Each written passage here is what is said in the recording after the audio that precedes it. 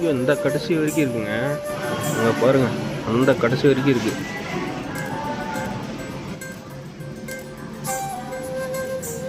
ஏ சாமி, அங்கே பாருங்க, அந்த கடைசியிலிருந்து இந்த கடைசி வரைக்கும் இருக்கு. என்னடா இவ்வளோ பெருசாக வச்சுருக்கீங்க? இதுக்கு எத்தனை பேர் வேணுங்க வேலைக்கு?